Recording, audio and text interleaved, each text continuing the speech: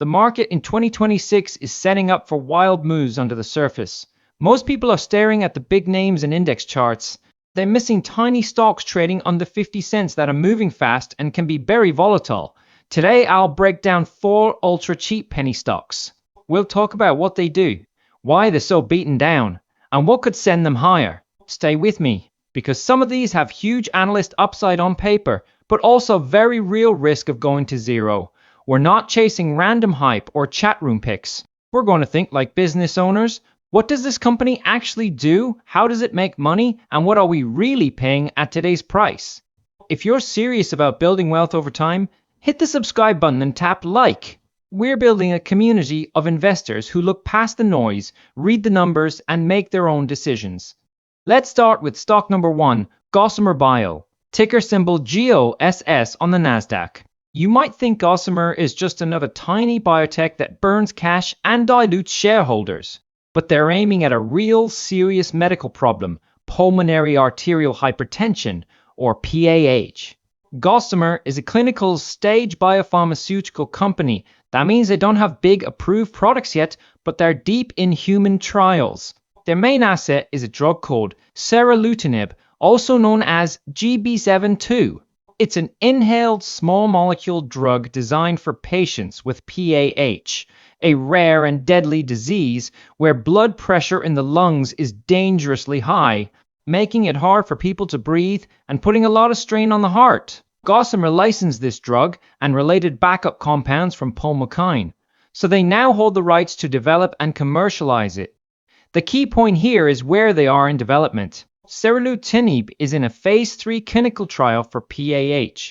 Phase 3 is the final major step before a company can ask regulators like the FDA for approval. If these phase 3 results are strong and the safety looks good, this drug could reach the market and bring in meaningful revenue. If the trial fails or the data is weak, the investment story can fall apart very quickly. This is the classic biotech binary event setup. A few major data points can decide most of the company's value. Now let's talk about the numbers. Right now, Gossamer trades around 47 cents per share, with a market cap of about $99 million. Analysts as a group rated a hold, so it's not a consensus buy. But here's the interesting part. The average analyst price target is $6.67. On paper, that's more than 13 times the current stock price. Why such a huge gap between the target and the price? Because the market is deeply discounting the risk. Gossamer has no blockbuster product yet. It spends heavily on research and development. Its future depends heavily on how this one lead PAH drug performs. If you buy Gossamer at today's price, you're basically paying under $100 million for the chance that this drug becomes a real PAH franchise in the US and possibly beyond. If that happens, a much higher valuation could be reasonable. If not, the stock can slide even further. The main catalysts here are clinical and regulatory. Positive phase 3 updates, special designations from regulators, or a partnership with a large pharma company could send this stock up fast. On the other hand, any safety issues, trial delays, or weak efficacy data could crush the share price. So who is this stock for? Gossamer is for aggressive biotech traders who understand the risks. You have to be okay with big swings and the possibility of a total loss of capital. If you choose to touch it, keep your position size small and make sure you understand the trial timeline. Next up is stock number 2, Venus Concept, ticker VERO on the Nasdaq. You might think Venus Concept is just another cosmetic device maker in a crowded space, but they've quietly built a very broad lineup of medical aesthetic and hair restoration technologies. Venus Concept develops, commercializes, and services devices used for skin tightening, body contouring, skin resurfacing, dermabrasion, hair removal, and hair transplantation. Their portfolio includes Venus Legacy, a non-invasive device used in dermatological and general surgical procedures, Venus Versa and Venus Versa Pro, which are multi-application aesthetic platforms, and Venus Viva and Venus Viva MD, which are portable RF systems used for skin resurfacing and ablation. They even have AI.me, an image-guided, computer-assisted system for fractional skin resurfacing. So this is not a one-product company. They sell to clinics, med spas, and doctors across the US. and internationally. Despite all of that, the stock trades around 38 cents with a market cap of only about $541,000.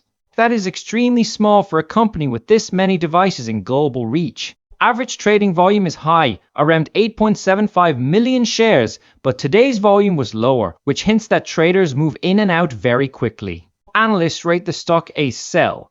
That's a serious warning sign. It suggests concerns about the balance sheet, debt, ongoing cash burn, or even the long-term viability of the company. The 50-day trading range goes from 31 cents to $8.18. That kind of range is extreme and usually points to things like reverse splits, heavy dilution, or big speculative spikes. From a valuation perspective, at under $1 million in market cap, the market is treating Venus Concept almost like a distressed asset on life support.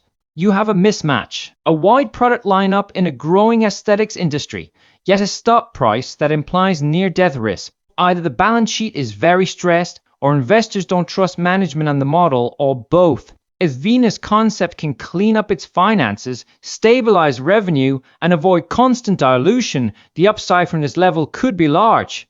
But those are big conditions.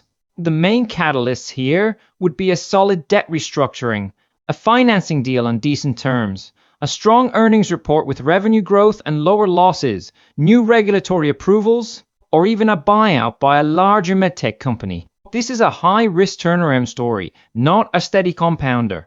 If you trade it, treat it as a speculative position only and size it very carefully. Now let's move to stock number 3, Tian Ruixiang Holdings, ticker TIRX. You might see this as just another tiny China ADR and skip over it, but the core business model is pretty simple. Tian Ruixiang operates as an insurance broker in China and the United States. They don't underwrite the risk like an insurance company. Instead, they distribute insurance products and earn commissions. Their offering covers property and casualty policies like automobile insurance, commercial property insurance, liability insurance, and accidental coverage. They also handle life insurance, both individual and group life policies, plus health and various miscellaneous lines. They serve both individual customers and institutional clients. The company was founded in 2010 and is headquartered in Beijing. Because they're a broker, not an insurer, the model can be less capital intensive. In theory, you can grow by expanding your client base and carrier relationships rather than holding massive reserves. But with TRX, the market is clearly skeptical. The stock trades around 6 cents and the market cap is only about $4.3 million. Analysts rate it a sell, which again is a red flag. Average volume is extremely high, over 75 million shares, while today's volume was about 5.8 million shares. The 50-day trading range runs from 4 cents up to $1.32. So this stock has seen wild swings over a short period. This behavior tells you that traders treat Tian Ruixiang more like a lottery ticket than a long-term investment. It can spike on rumors or momentum trading and then fall back quickly. At a $4.3 million valuation, the market is saying it doesn't fully trust the financials, the governance, or the future outlook.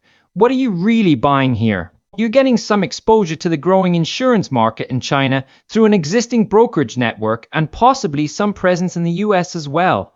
But you're also taking on regulatory risk, delisting risk, and the general concern around small China-based companies listed in the US. Even if the underlying business is modestly profitable, the discount might still reflect those broader concerns. Could this go from 6 cents to 60 cents on the right catalyst? Yes, it's possible. But it could also grind lower or to a reverse split, which often hurts existing holders. Key potential catalysts include cleaner, stronger earnings reports, better transparency and governance, a strategic partnership with a larger insurance group, or positive regulatory developments around Chinese ADRs. Still, you should view TIRX as pure speculation, not a core allocation. If you trade it, use only money you can afford to lose and treat it more like a short-term vehicle than a long-term asset. Finally, stock number 4 is MDJM Limited, now trading under the ticker UOKA.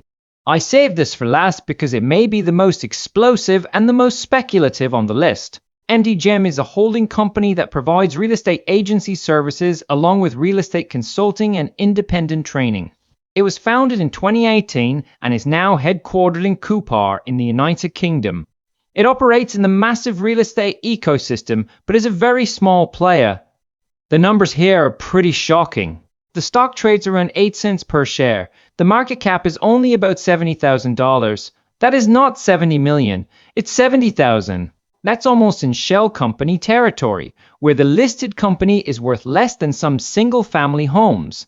Average volume is around 26.7 million shares, but today's volume was roughly 62 million shares, which means traders are very active in the name. The 50-day trading range goes from 7 cents up to $2.31, which is an enormous spread. This tells you that the stock has had sharp spikes and collapses, likely around news, reverse splits, or sudden trading interest. Analysts rate it a sell, so again, there's no analyst community standing behind this as an investment. At a $70,000 valuation, traditional metrics like price to earnings or EV to EBITDA almost stop making sense, because there may not be meaningful earnings or a stable operating base to work with. The market is basically saying, this company might not have a viable ongoing business or its future is highly uncertain. If you buy shares here, you're not paying for steady cash flow, you're paying for optionality. Maybe they land a big real estate services contract. Maybe they pivot into an entirely new business line. Maybe there's a restructuring or a reverse merger. Or maybe nothing significant happens and the stock drifts, gets diluted, or eventually delists. Any corporate update can move this stock. A new contract, a pivot, an acquisition, or a financing can all cause large percentage swings because the base valuation is so small. But you have to be clear with yourself. This is speculation, not classic value investing. You should only risk money you can fully afford to lose and keep your position tiny if you decide to participate at all. Let's wrap this up. We just walked through 4 penny stocks trading under 50 cents. Gossamer Bio, a Biotech swing on one key PAH drug in phase 3. Venus Concept, a distressed medtech with a surprisingly wide device lineup. Tian Ruixiang, a micro-cap insurance broker with extreme volatility and regulatory overhang. And MDJM, or UOK, a real estate services wildcard trading at a market cap that looks more like a shell than a stable business. Some of these companies have real operations and clear catalysts. Others are almost purely binary bets. The theme across all of them is risk. The key to approaching names like these is discipline. Think like a business owner, not a gambler. Ask yourself, what does this company actually do? Why is the stock this cheap? And what has to go right for the price to move higher in a sustainable way? The market is a voting machine in the short term, driven by emotion and headlines. But in the long term, it's a weighing machine that judges the real business results. If you take positions in these kinds of stocks, keep them small, diversify, and don't risk money you need for essential goals. If you found this breakdown helpful, hit like, click subscribe, and share this video with a friend who trades small caps or penny stocks. Thanks for watching, invest wisely, stay focused on what really matters, and I'll see you in the next one.